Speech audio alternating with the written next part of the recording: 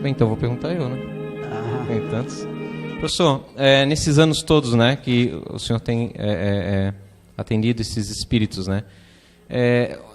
O senhor teve casos, agora, tipo, focando um pouquinho essa questão do animismo, de médiuns, que na verdade, não que estivessem mistificando, mas que estivessem exteriorizando a si mesmos, assim, seja numa regressão, seja algum problema na vida atual mesmo, de forma inconsciente. Tivemos. Eu trabalhei com um rapaz que ele andava armado, que era segurança de banco. Ele era médium de incorporação, de psicofonia. Mas ele sempre dava comunicações de suicidas, de duas maneiras: enforcado e queimado. Era um padrão repetitivo, era sempre isso. E ele abria a camisa, ficava sufocado. E eu fui desconfiando, quando a coisa repete muito, né, vai no rumo do animismo. E ele faltou uma noite e eu perguntei ao instrutor. O instrutor disse, é dele, é animismo. Você deve tratar como se fosse uma comunicação normal. Não é para chegar a chamar atenção, porque aí ele pode até se reprimir e ficar improdutivo. Vai tratando, ele vai limpando a mente e vai se tornar um médium operante. E foi isso que aconteceu. Ele havia se suicidado 2 vezes, uma por enforcamento e outra... Então aquilo estava muito marcado na memória dele. E como realmente ele foi fazendo essa catarse, jogando para fora... Ele se tornou depois um médium produtivo, nos ajudou muito, porque a mente dele, né, se normalizou. Aqueles acontecimentos foram superados, pelo menos para que ele pudesse trabalhar na seara mediúnica. Alguém? Então lá vou eu de novo, então. Eu gosto de monopolizar.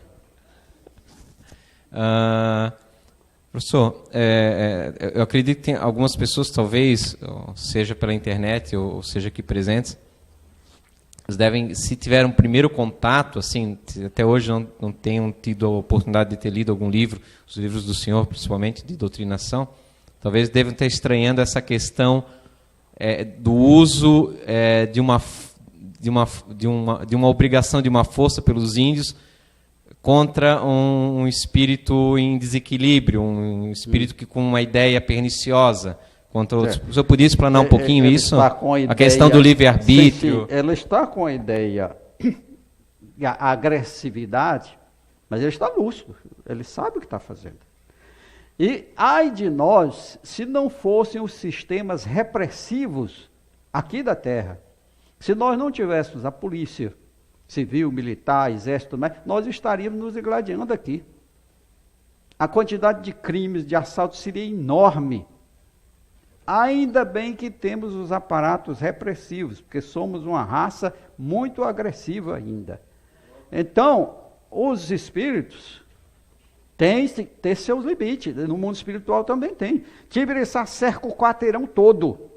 Só entra com a permissão dos instrutores. Se não fosse essa providência, os espíritos inferiores invadiam a toda hora. Porque o que eles querem é acabar, é o caos. Para eles, quanto pior, melhor. Né? Então, é normal. O próprio doutor Bezerra de Menezes tinha o Peri, que era um índio. E por fato de ser índio, não quer dizer que seja inculto, não. Porque o Tibiriçá já reencarnou depois da fundação de São Paulo, já reencarnou, já foi cientista, porque ele estudava muita ervas, né? Já foi no campo da farmácia. Agora, ele se apresenta como índio porque ele disse que foi a encarnação que ele, né, mais aprendeu. E o Peri era um guerreiro árabe, culto. Como ele entrou em muitas guerras por lá, para fugir dos inimigos, os instrutores espirituais o fizeram reencarnar no Brasil como índio. Então, ele auxiliava o doutor Bezerra de Menezes. O doutor Bezerra de Menezes tinha um pedido para ele dizia, vá nessa casa aqui, ver se tem algum espírito lá invadindo a casa. E o Peri ia. E a ordem era trazer mesmo. Não tem. O cara invade a casa do outro, leva suicidas para dentro, leva doença, leva tudo. E aí não tem quem defenda essa pessoa, não? Então, todo centro espírita tem seu aparato de segurança.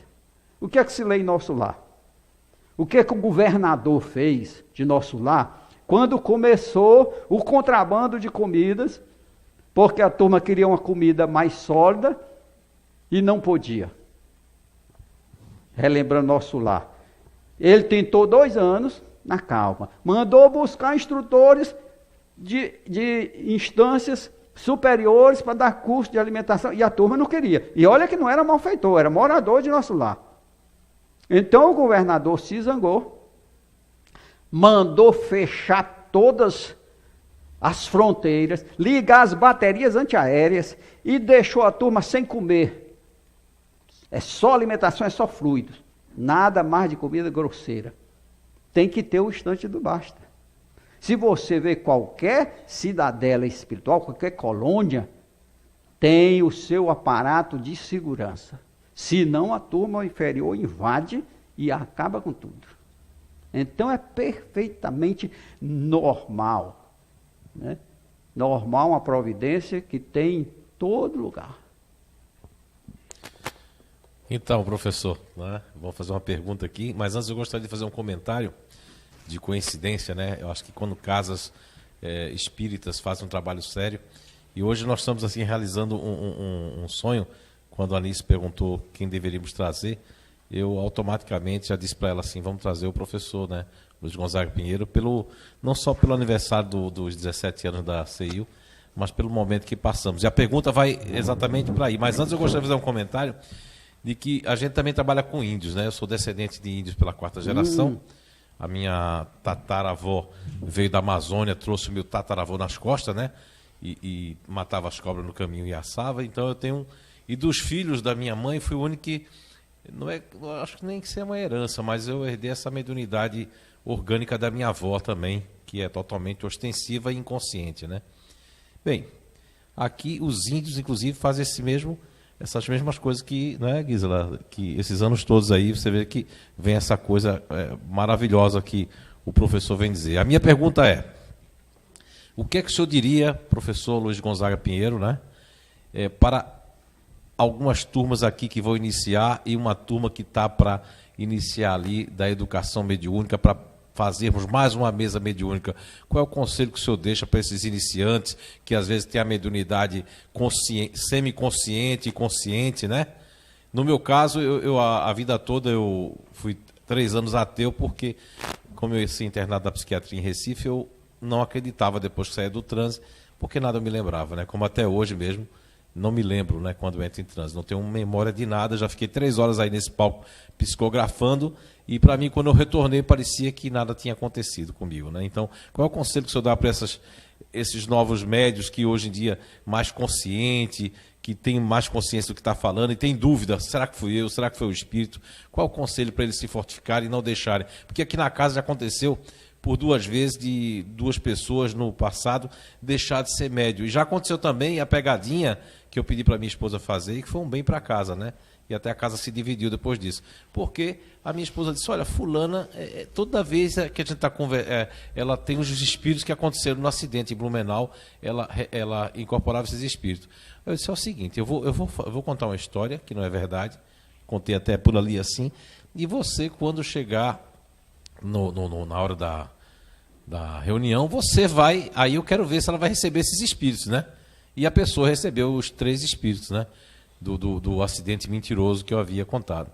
Aí eu pergunto para o senhor, para a gente não perder mais ninguém, tanto dessa forma, porque parece que a pessoa se obriga a mistificar, e o que fazer com essas pessoas que estão chegando agora, que estão dando curso, e que eu acho que foi muito apropriado a vinda do senhor, né, como nosso professor, e entendido do assunto com essa experiência toda. Qual o conselho que o senhor daria e como ele resolver essa questão aí? Olha, o Emmanuel, que é o nosso professor de Espiritismo, diz que o primeiro mandamento do médium é evangelizar a si próprio. Porque se ele consegue isso, todo o restante do percurso do caminho fica mais fácil. O animismo não é um problema, não é um defeito moral, né? E não é um problema insuperável para o médium. Quase todo médium neófito é um pouco anímico, né? Não é um problema insuperável, né? Todo principiante sente essa dificuldade, tem medo de pagar mico. E será que isso é da minha cabeça? Ele tem que deixar passar, o doutrinador está ali para isso. Ele não tem que ficar inseguro por conta disso, né? Nem com medo de expor o que está na mente dele, com medo de ser censurado, né? Agora, quando o Getúlio Vargas desencarnou, e o mesmo com o presidente Kubitschek, dezenas de centros espíritas deram comunicações desses espíritos também, né? São médios impressionáveis, se impressionam muito com o fato e na mesa mediúnica jogam para fora aquele fato. É um problema do médium, né? De se impressionar com muita facilidade e aquele evento gruda na mente. E como a reunião mediúnica é um ambiente indutor, porque é um ambiente calmo, de pouca luminosidade, de música suave, então ele joga para fora aquilo que está grudado na mente dele. Mas existe estudo para tudo isso. Nos cursos de educação mediúnica, trata-se de todos esses problemas. Eu detesto o curso de educação mediúnica de 3 anos. Às vezes eu chego em São Paulo e pergunto, qual é o tempo? 3 anos. Eu disse, rapaz, não faça isso não, porque 3 anos é um curso superior. Você entra na faculdade, 3 anos está formado. O médium chega querendo trabalhar, precisando trabalhar, perturbado e esperar 3 anos, os cursos de 3 anos ficam se arrastando. Todo mundo vai se despedaçando pelo meio do caminho e chega lá no final 1 ou 2 pessoas quando não se acaba. Não. Os cursos lá nossos são 20 módulos de 3 horas. 20 sábados. A parte teórica. Sai dali e já vai para a prática. Continua seu estudo, porque o médium tem que estudar a vida toda. Médium que não estuda é médium mistificado, né? Agora, vimos as condições. Afetividade, principalmente, né? Porque o indivíduo bem acolhido, bem tratado, com estudo, ele não sai dali, ele não cria problemas. Ele não gera problemas. Se ele tem um problema, ele sente confiança no doutrinador para dizer, pai, eu estou com essa dúvida aqui, esse pensamento, será que isso anima? Será que é coisa da minha cabeça? O doutrinador está ali para isso, para esclarecer, né? Então, eu não vejo assim, muita dificuldade na formação de um grupo mediúnico. Quem cria as dificuldades somos nós, né? Mas o problema é simples, né? É como dizer, viver é simples, morrer deve ser simples também, né?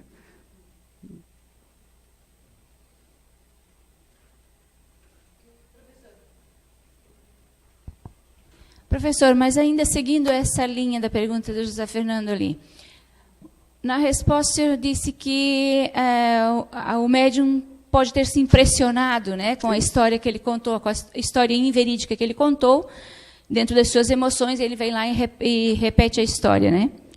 Mas e na possibilidade de o médium, possível médium, estar inventando conscientemente, existe, mas reproduzindo conscientemente isso? Ele está fraudando, então. Animismo é uma coisa.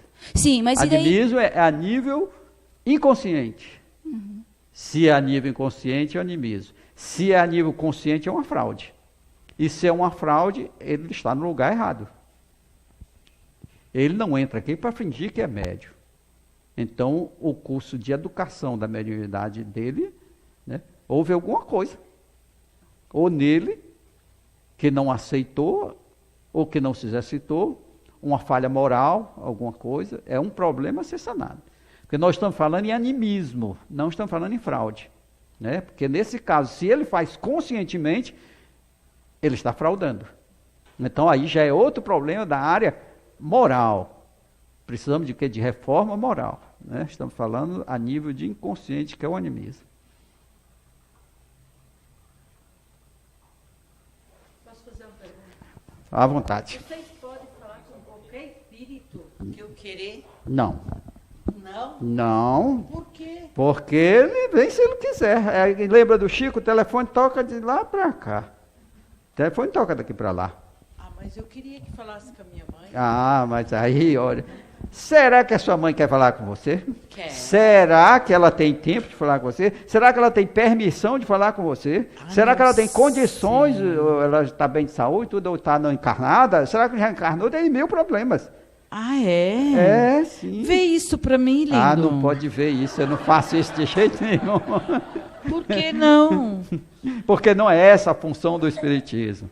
Ah, meu Deus, Não é. eu perdi ela. Se ela Eu quisesse queria ver, realmente, saber. se ela quisesse e pudesse, Ah, né, se tivesse algum médio presente, houvesse uma urgência, uma necessidade, até agora ela se comunicaria. mas ela não sabe que eu estou aqui. Essa deve saber. As mães sempre sabem onde os filhos andam, sabe? As mães não são assim de ligar. A mãe é Será que ligadona. eu nunca esqueci dela? Ela já esqueceu de mim? Não, provavelmente não. Verdade? O fato de você nunca ter esquecido forma um plugue com ela. Verdade. E o amor de mãe é um amor assim, muito sagrado, sabe? Muito forte. Ah, mas eu entende? pensei que se, assim, vocês quisessem falar Não. com Maria, podia falar. Maria? Que Maria? A minha Maria, a minha Sim, mãe. a sua mãe. Não, pode não. Depende de muitas variáveis, viu? É verdade. Depende dela poder, dela querer, dela ter permissão, né? Porque nem sempre os espíritos têm permissão de comparecer, não. Por exemplo, verdade. o Chico Xavier, ele era orientado pelo Emmanuel, era o protetor dele, né? Se um espírito queria se comunicar pelo Chico, escrever, tinha que passar pelo Emmanuel. Ah, mas espera aí, você vai psicografar o quê pelas mãos dele? É alguma coisa séria? Vai ajudar no movimento espírita? Se fosse, passava não. No estudo, no Centro Francês de Estudos Parisienses Espíritos, São Luís era quem mandava, fazia o papel de Emmanuel. Para o espírito se comunicar lá, tinha que passar pelo São Luís. São Luís, espera aí, vai escrever o quê? Vai se comunicar o quê? Vai dizer o quê? Então as coisas não são soltas, tem que ter permissão. Lá em cima é que nem aqui? Não, lá em cima é mais rigoroso do que aqui. Aqui tem um jeitinho brasileiro, lá não tem. Verdade.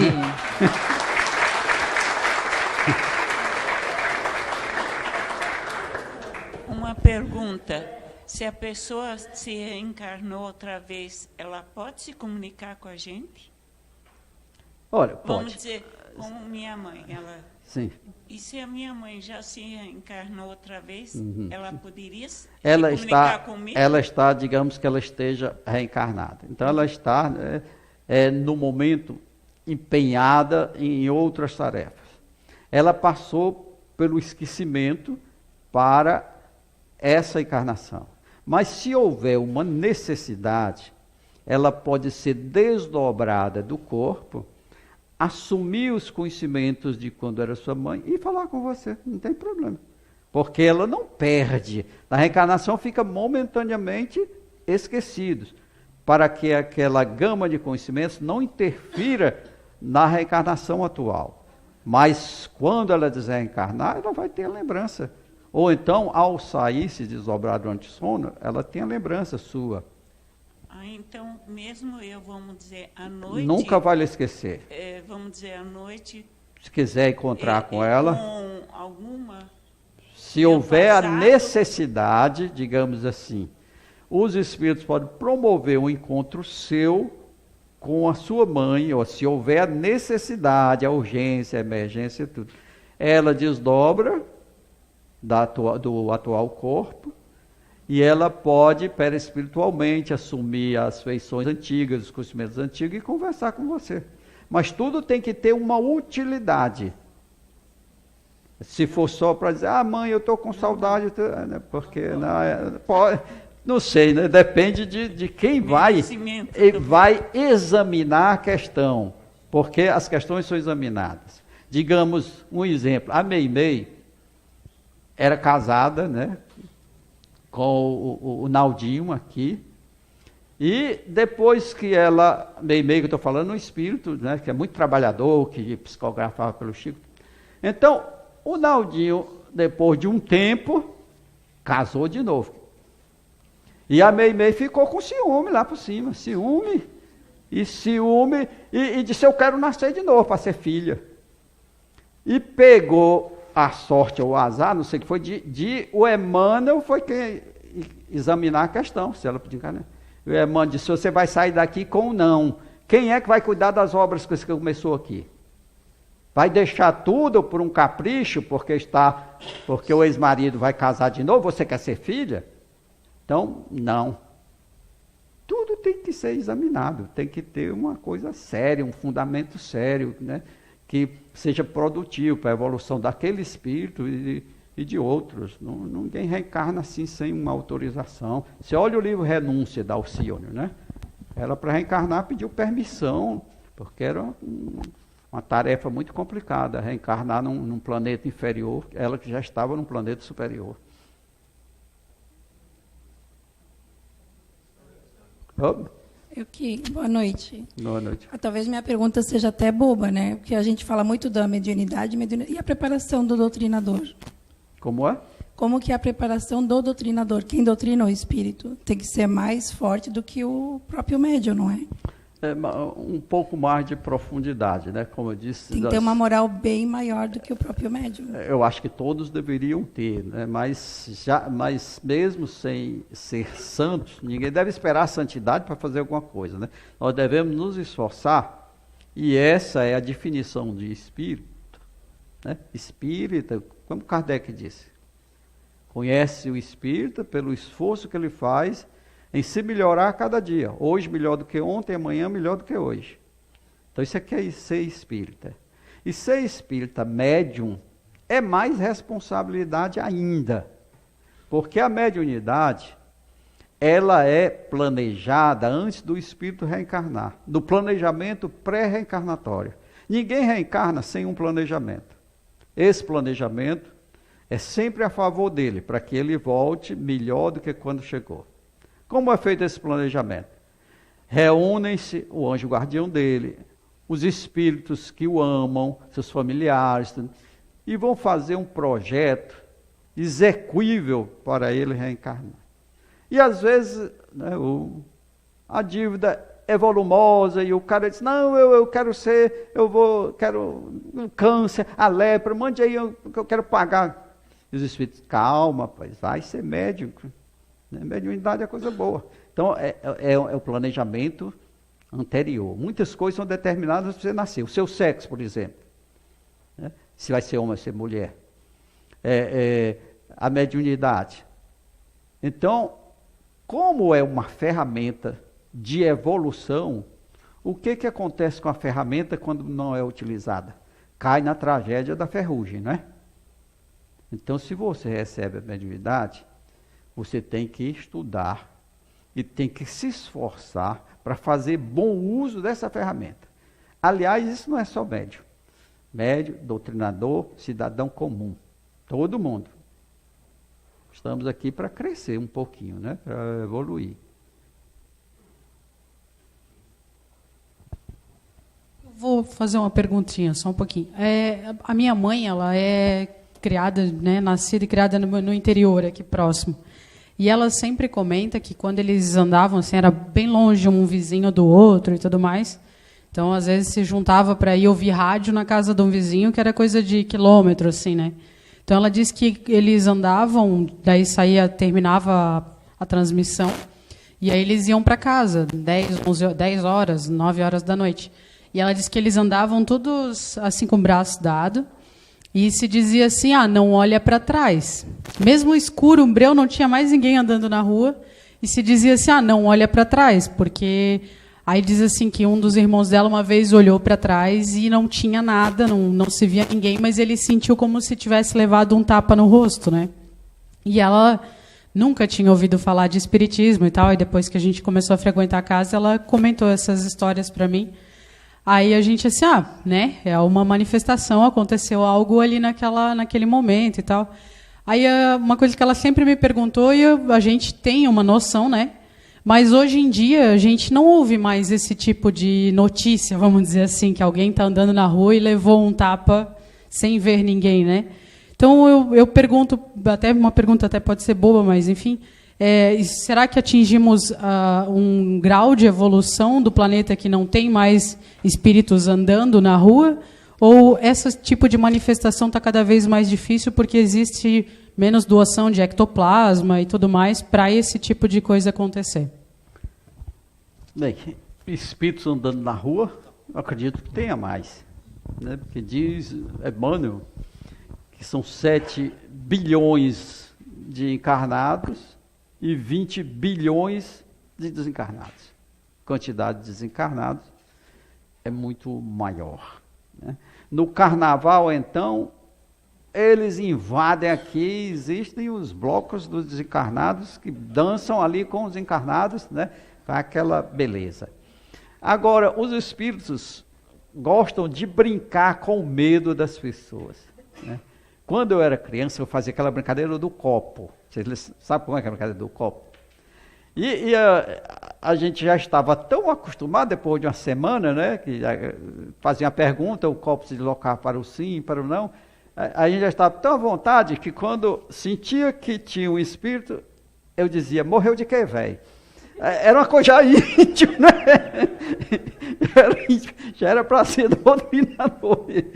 Aí um dia, né, eu perguntei, quem está falando? E o espírito foi no B, R, U, X, O, o bruxo. Aí nós deixamos o copo. Os espíritos se divertem com os nossos medos. Agora, a questão de dar tapa pode acontecer. E aconteceu, nós tínhamos um projeto chamado Projeto VEC, funcionou 20 anos. VEC é uma palavra radical do Esperanto, que quer dizer despertar. E esse projeto tinha, era um curso de Espiritismo por correspondência e estava em 5 idiomas, inglês, francês, Esperanto, espanhol e português. Eles entravam nos presídios de graça e tudo, a pessoa só pagava a correspondência do correio. E na Argentina, perto do gelo já, chegou uma carta, porque esse projeto chegava, quando chegou a internet, ele invadia todos os rincões, de um cidadão que estava sem dormir. Ele começou o problema dele sem dormir. Porque quando ele saía do corpo, os obsessores estavam no pé da cama e mandavam tapa nele. E ele corria para dentro do corpo de novo, pesadelo, aquela coisa, não dormiu mais.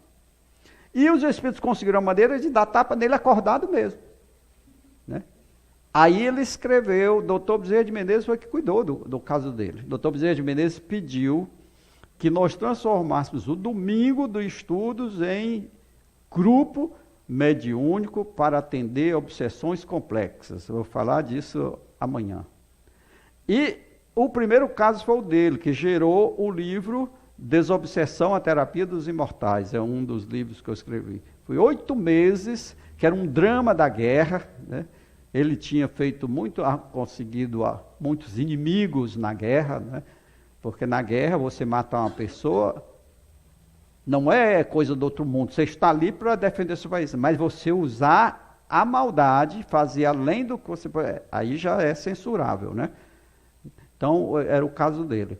E Dr. Bezerra, durante os 8 meses, tratou do caso dele até que ele conseguiu, né, pacificar e dormir tranquilo. Foi lá no caso da Argentina. Então, os espíritos conseguem agredir mesmo, né? Aliás, como vamos dizer amanhã, no fenômeno de poltergeist, que quer dizer espírito batedor, os espíritos conseguem atirar livros, tocar fogo em lençol, fazer disso aqui tudo voar pelos ares. Mediunidade é efeito físico, né? Então, certamente os espíritos se divertiam com medo que sua mãe tinha, e os outros espíritos brincalhão que adoram fazer medo nas pessoas. Eu sempre ouvi falar que quando a gente vem com a mediunidade, a gente vem já para trabalhar. E quando vem, tem que seguir aquilo e tem que trabalhar. Agora você falou, pode quando ela está enferrujada, que nem acabou de mencionar. A ferramenta não usa, quando não usada, cai na tragédia da ferrugem, né? Isso. É o Emmanuel que nos diz isso. Então, quer dizer, a pessoa pode vir com a mediunidade e ela pode não perceber e não se dar conta e não prestar o serviço. Perceber, ela sempre percebe. Ela pode não querer educar aquela faculdade e trabalhar no espiritismo. Ela pode chegar e dizer, não, eu não pedi isso, né? Na verdade, não pediu, implorou, né? Às vezes implora, não pede. Mas, às vezes, digamos, essa pessoa nasce numa religião protestante ou nasce na religião católica. Ela vai oferecer resistência, né? Quando não tem a sorte de nascer num lar espírita, é claro que ela vai oferecer resistência, né? E determinadas pessoas realmente não querem exercitar. Mas não significa que ela não possa trabalhar num outro tipo de ajuda, né?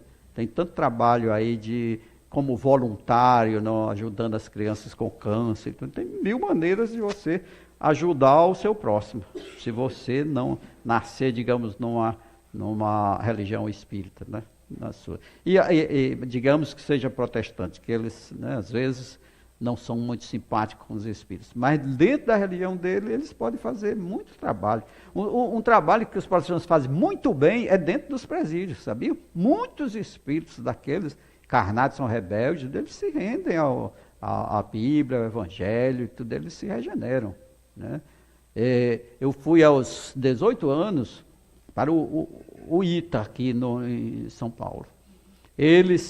Um dos nossos colegas cearenses da classe desapareceu, era naquela época do regime militar, da ditadura. E nós ficamos apreensivos, porque ele desapareceu. E nós descobrimos que tinha 2 agentes federais disfarçados de aluno para ver a tendência política de cada um de nós. Então nós paramos a aula e o comandante lá do exército veio dizer que ele estava fumando maconha. Ele se afastava pelos eucaliptos e ia fumar maconha. E o sentinela pegou. E ele foi condenado a 9 anos de prisão. Então nós íamos todos sábados visitá-lo na prisão. Era um arame tão fininho que a gente via. Ele não ficou os 9 anos porque os protestantes, que eram donos de loja, de fábrica lá, que faziam trabalho lá dentro, se interessaram por ele tocava violão, tá? E tiraram ele da cadeia, e levaram para a igreja, ele tocava violão, e arranjaram trabalho para ele, tudo. Então, é um trabalho bom. Então, mesmo que a pessoa não queira seguir a mediunidade, mas esteja na religião, ela tem 1000 maneiras de fazer o bem.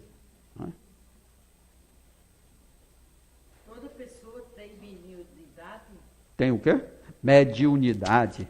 Nós vimos isso hoje. Tem raras que não tem, né? Não tem. A mediunidade de intuição. Toda mãe tem, né? Com relação ao filho.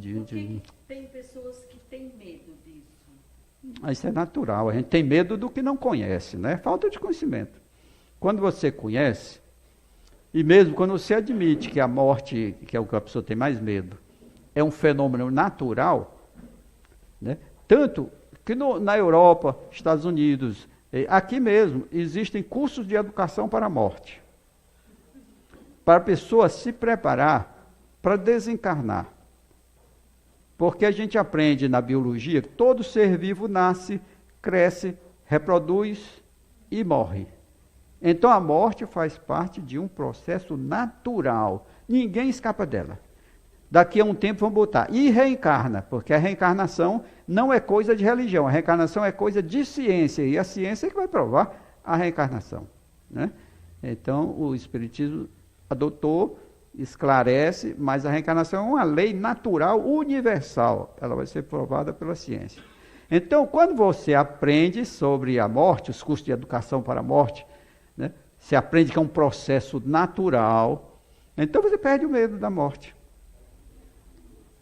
Quem já leu aqui os livros sobre a morte e o morrer, da doutora Elizabeth Kübler-Ross, ela era tanatologista.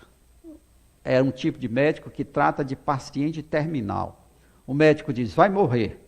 é um câncer de pâncreas, 100% letal, vai morrer. Entregava na mão dela. Ela ia tratar o indivíduo para que ele morresse em paz, para que ele aceitasse aquilo.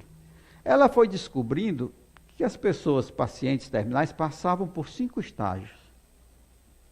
Né? A primeira era a negação, dizer assim, não, comigo não pode ser, faça os exames de novo. A pessoa não aceitava aquilo. Né? Depois vinha a revolta. Se, puxa, 7 bilhões, por que eu fui escolhido para morrer? Né? E depois vinha a barganha. A pessoa ia comerciar com Deus. Se eu escapar, eu prometo que vou ser bom, que eu vou fazer isso. Era um tipo de uma barganha. Né? E vinha a depressão e, por fim, a aceitação. Que era quando ela morria em paz. Admitia que ia morrer mesmo, aí ajeitava tudo os negócios, e fazia paz mandava chamar fulano para pedir desculpa e morria em paz. Esse era o trabalho dela. E os amigos não acreditavam que isso fosse verdade. Aí ela foi, na última palestra, ela foi para se despedir, para pedir demissão. Ela e outro médico.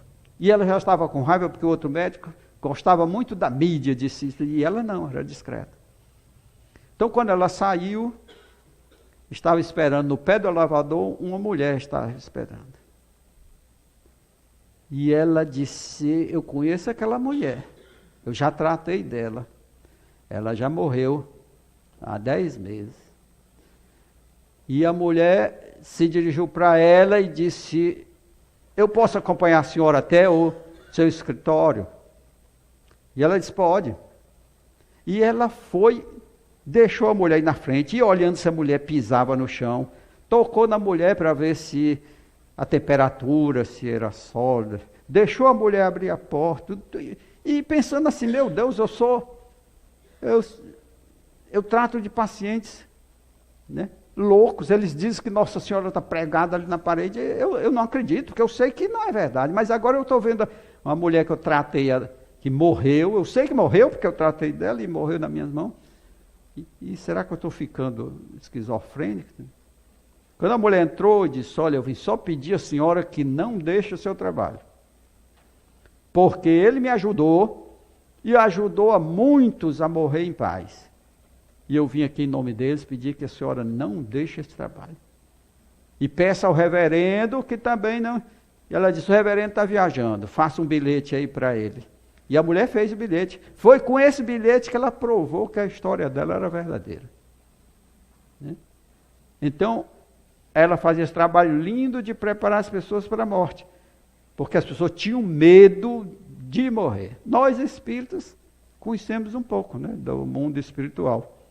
Não devemos ter esse medo todo. Mas diz que tem medo que se perde. Né? Professor, se somos fruto de um planejamento para reencarnar, por que nós falhamos nesse planejamento? Nós não somos fruto, nós somos o que somos, porque anteriormente nós já temos uma história de vida bem longa, com muitos defeitos e poucos acertos. O planejamento é para você melhorar em alguns aspectos, né? Mas a sua história de vida você já tem quando o planejamento é feito. Né? Sim, sim. Porque nós o quê? Nós falhamos? Não, exatamente. Eu acho que eu usei ali o fruto esse. Sim, sim. Porque não, mas assim, existe um planejamento para a reencarnação. Uhum. Quando encarnados, se falhamos, se não executamos o que foi planejado, é por falta de esforço, de trabalho, ou porque existe uma influência que pode desviar nós do caminho? As duas coisas, né? Existe uma obra do André Luiz chamada Ação e Reação, em que ele diz que existe 3 tipos de indivíduos que vêm aqui para a Terra, né, e com suas dívidas. Existe o débito agravado. O que é débito agravado? Você vem devendo 20, volta devendo 40. Ou seja, você faz mais besteira, se compromete mais com a lei. E não era para acontecer isso. Você não veio com um planejamento, né? Você acha que esses políticos aí que estão aí saqueando o país não vieram com o planejamento de fazer justamente o contrário, né? Mas quando chegam lá, são pressionados uns pelos outros, visam só o seu próprio interesse, tá nem aí para a nação, né? Dívida agravada, débito aliviado. O que é um débito aliviado? O cara vem devendo 20, né? E paga os 20 e ainda faz mais 10. Ele chega lá e faz mais do que o que tinha que fazer. O que foi que Emmanuel disse com Chico? Chico, 30 livros. Planejamento é 30 livros. Chico escreveu os 30, mais 30. Vamos para 60. A meta é 60. Mais 60. A meta é 90. E o Chico fazendo. Chico, acabou a meta. Você vai escrever até morrer. E o Chico chegou a 400, né? Mais de 450 livros. Né? Então, ele fez muito mais do que esperavam dele. Então, isso é individual, é de indivíduo para indivíduo. Né? Então, existe o Emmanuel explica na obra Ação e Reação, débito agravado, débito aliviado, né? E existe outro tipo de débito ainda lá que eu, na memória, eu não estou pescando agora. Alguém Débito mais? estacionário. Débito estacionário, né? O cara vem devendo 20, volta devendo os mesmos 20, porque chega aqui, não faz nada, é comer, beber, procriar, é futebol, e o mundo espiritual nem existe. Né? É aquela história, pensa que a vida dele começou aqui no berço e vai terminar no túmulo. Não? Nem um instante ele pensa que não é daqui, nenhum de nós somos daqui. Né? Então existe esse débito estacionário, débito aliviado e débito agravado. Esse livro Ação e Reação deve clarear um pouco essa pergunta que você me fez. Alguém? A pessoa espírita, Opa. ela perde o medo, né, de morrer. Alguns. A gente pensa que o espírita é santo, mas existem hospitais no plano espiritual só para receber espíritas falidos. A gente aprende mais. Aprende. Teoricamente aprende, mas não coloca em prática alguns, né? Porque a aprendizagem só serve se você colocar em prática, senão é mais responsabilidade. Você vai ser mais cobrado, porque você tinha mais conhecimento. Se um matuto lá do sertão do Ceará mata alguém, e um advogado mata alguém, você acha de quem é o maior débito? O matuto, às vezes até analfabeto, coitado, mas o advogado estudou leis. Ele sabe que jamais deveria matar alguém. Então, a cobrança maior é em cima do advogado. Se o espírito tem mais conhecimento, mais cobrança dele. Professor, o assunto de ovoides se encaixa melhor amanhã, né? Tá. É para amanhã. Eu já guardei para amanhã, então. Sim. Nossa, última pergunta. Então, o que me interessou ali é a questão, principalmente da magia negra, né? Principalmente dos trabalhos, assim. Se pudesse dissertar um pouquinho, por quanto lá quando Kardec pergunta os espíritos, fala que os amuletos não têm nenhum poder por si mesmos, né? Por que a necessidade de desfazer esse trabalho? Isso o que envolve? Por que o próprio espírito pernicioso que fez aquilo tem necessidade de ele mesmo, por si mesmo, ir lá desfazer, e a necessidade de desfazer isso? A magia negra, ela tem efeito. E tem o efeito e adoece, e acaba casamento, e tudo. Ela tem efeito, porque é um espírito que entra dentro da tua casa, te induz pela mente a agir de determinada maneira, trair tua mulher, fazer isso, ele pega teus pontos fracos. É o que nós vamos ver na obsessão amanhã, né? Ele pega se ele quer te arruinar, ele vai primeiro procurar os teus pontos fracos. Todo mundo tem. Não digo que não tem, porque todo mundo tem. Então, quando ele escolhe, ele é aqui que eu vou agir. né? Então, esses magos de magia negra, eles têm profundos conhecimentos de perispírito, né? De ervas, de metais e tudo, né? Tem um livro do Ramatiz, né? Que eu acho que a gente deve ler tudo, escolher, que é Magia de Redenção, que ele explica toda essa coisa da magia negra, tudo. E os espíritos usam. Em plena da tecnologia, os que têm mais conhecimentos vão para a tecnologia. Mas a turma que vem da magia negra aí há séculos, muitos continuam nesse ramo, aí, nessa coisa chamam de feitiço, né? O vampirismo, né? Existe, né? E a gente sabe que existe, tem efeito mesmo, quando vai para ver o que acontece com as pessoas, né? Realmente perdem emprego, bota para beber, bota o carro para bater, faz tudo, distrai a pessoa, né? Então, tem efeito. As pessoas acreditem ou não, isso não interessa para eles, não. Interessa o fato de você não acreditar. Eu não acredito em espírito. O fato de você não acreditar não implica que não exista. Existe, né? Muita coisa existe e a gente desconhece.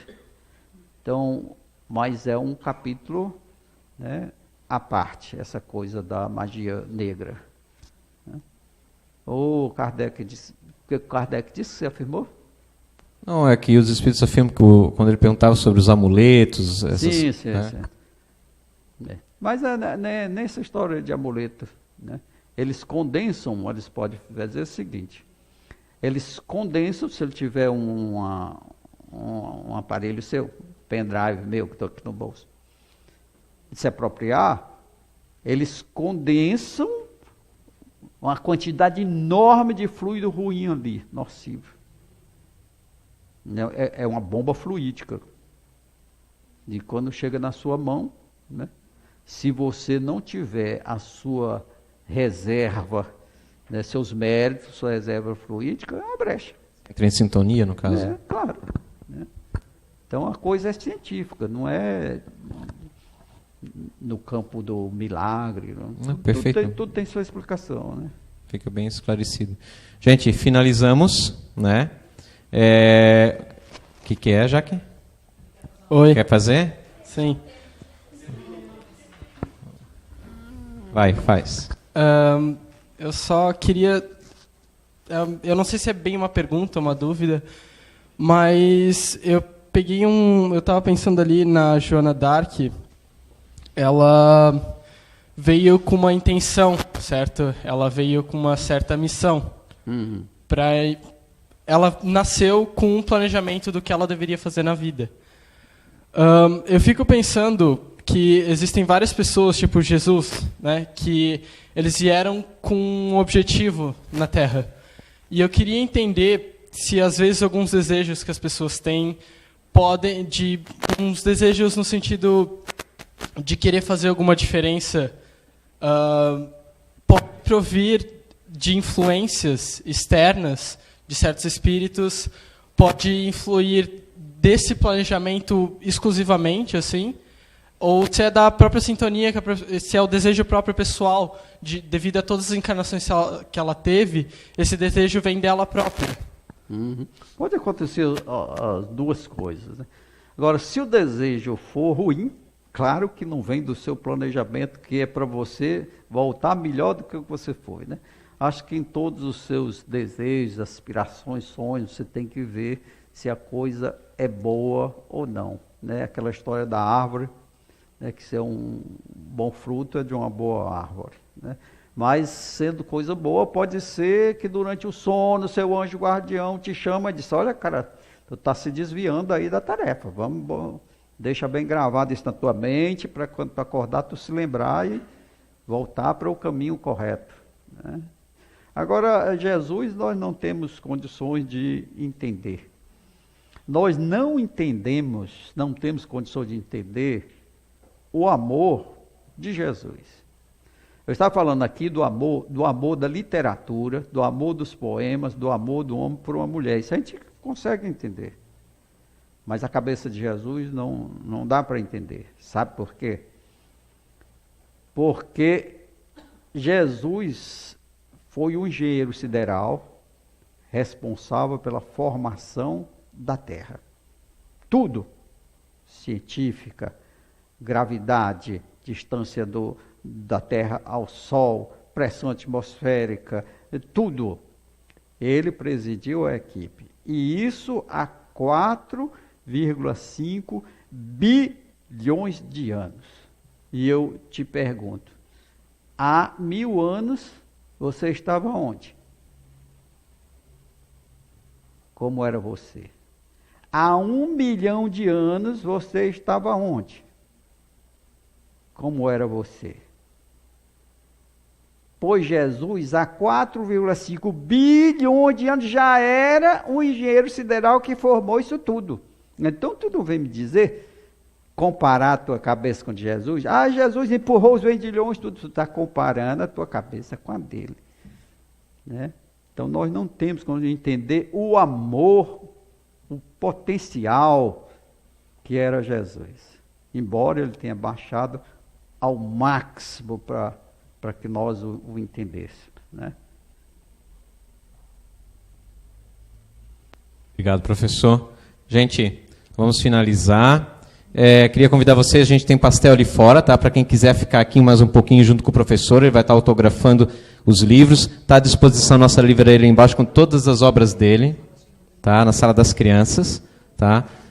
Desde o Perispírito, suas moderações, Diário do Doutrinador, Terapia dos Imortais. É uma quantidade fabulosa. Aconselho vocês darem uma passadinha ali, fiquem ali mais um pouquinho, comprem uns livros, pega autógrafo, conversa aí com ele, tira uma foto, uma selfie, né, professor? Um abraço, muito obrigado.